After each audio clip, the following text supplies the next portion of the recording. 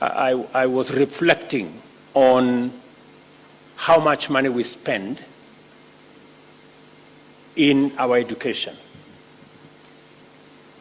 For primary, secondary, TVET, and university, every year we spend 650 billion, every year. That is 28% thereabout of our budget.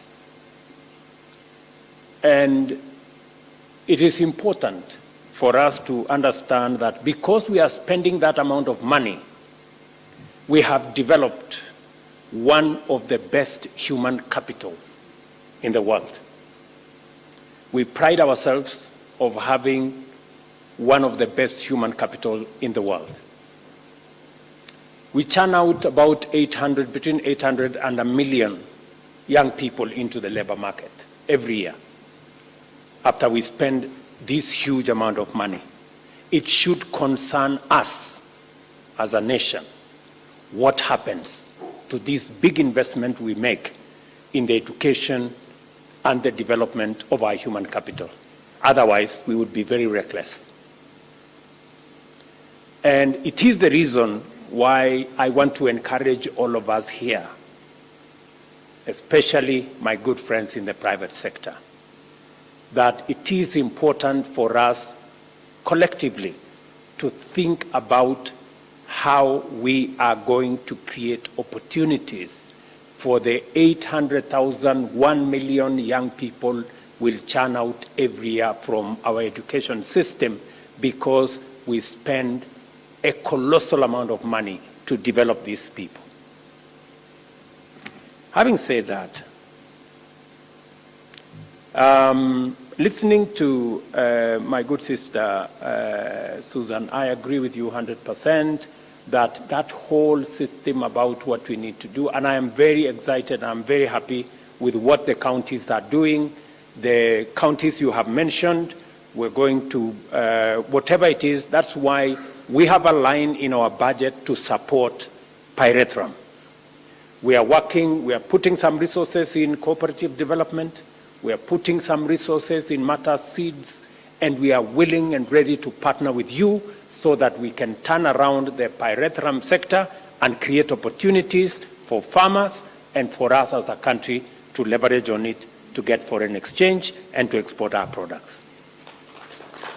I am looking forward to, once we finish with the budget, to a proper engagement between our ministries, both trade, agriculture, with our county governments, so that you can tell us where the gaps are, and so that we can see what resources do you have, how can we backstop, how can we fill the gaps, so that we can all move together.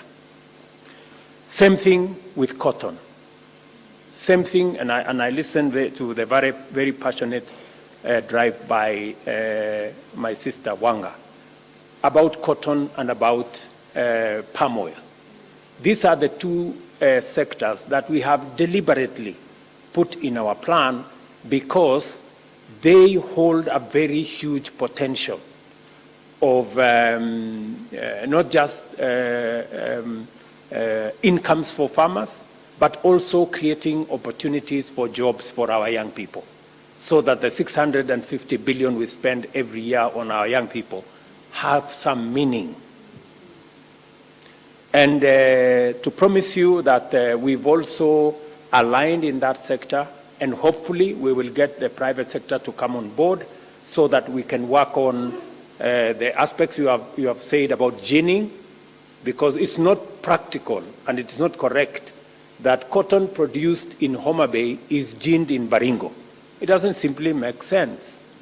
You know, we have to rethink about that, and that is part of the resources that we have factored into our budget to see how we can assist the private sector with seed capital to provide some of these interventions.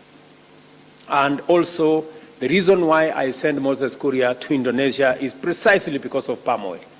Because we want to be clear.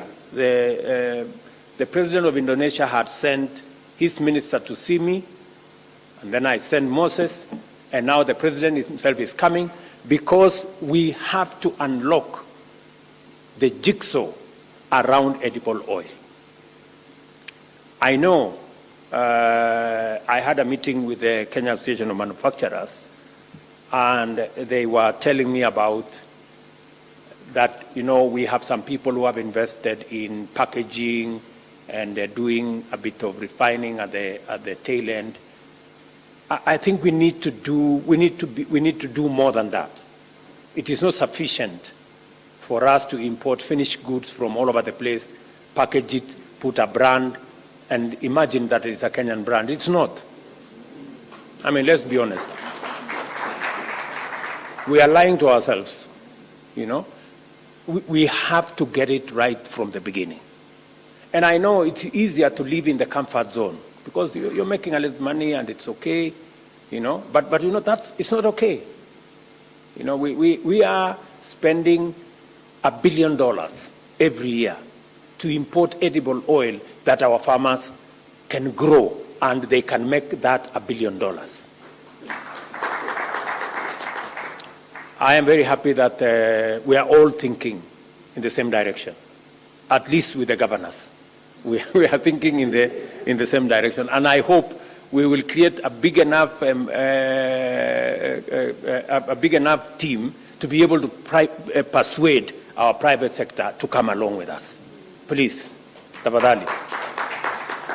Yeah, so that we can all think together in that direction.